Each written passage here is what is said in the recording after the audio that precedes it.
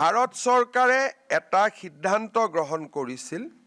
যে 25 বছৰ কাম কৰি থকা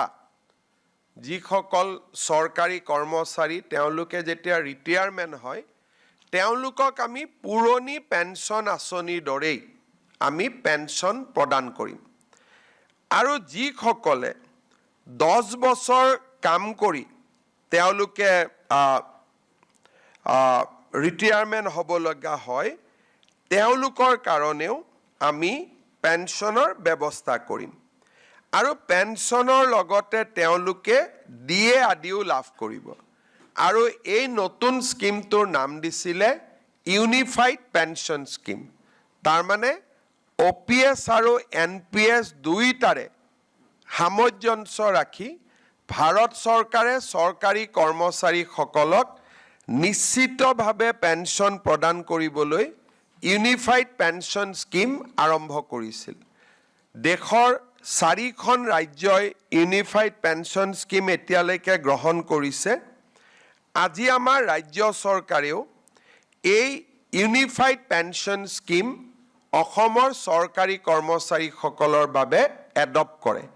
ইয়াৰ ফলত ৰাজ্যত বহু দিনৰ পৰা চলি থকা NPS আৰু OPSৰ বিতৰ্ক সামৰণি পৰিব যিসকলে NPSত থাকিব খোজে বিশেষকৈ যিসকল ডেকা লৰা নতুনকৈ নিযুক্তি হৈছে তেওঁলোকে NPSতে বেনিফিট বেছিকৈ পাব UPSত কৈও কিন্তু আমি দুইটা অপচন তেওঁলোকৰ বাবে খুলি দিছো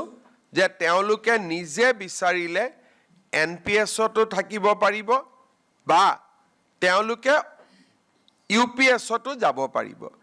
UPSলৈকে যোৱা মানে তেওঁলোকে নিশ্চিত পেঞ্চন OPSৰ লোকসকলে যেনেকৈ পাই আছিলে ওল্ড পেঞ্চন স্কিমৰ UPSত গলে তেওঁলোকে নিশ্চিতভাৱে পেঞ্চন লাভ কৰি থাকিব ভাৰত চৰকাৰে এটা সিদ্ধান্ত গ্ৰহণ কৰিছিল যে 25 বছৰ কাম কৰি থকা যিসকল চৰকাৰী কৰ্মচাৰী তেওঁলোকে যেতিয়া ৰিটায়াৰমেণ্ট হয় তেওঁলোকক আমি পুৰণি পেঞ্চন আঁচনিৰ দৰেই আমি পেঞ্চন প্ৰদান কৰিম আৰু যিসকলে 10 বছৰ কাম কৰি তেওঁলোকে ৰিটায়াৰমেণ্ট হ'ব লগা হয় তেওঁলোকৰ কাৰণেও আমি পেঞ্চনৰ ব্যৱস্থা কৰিম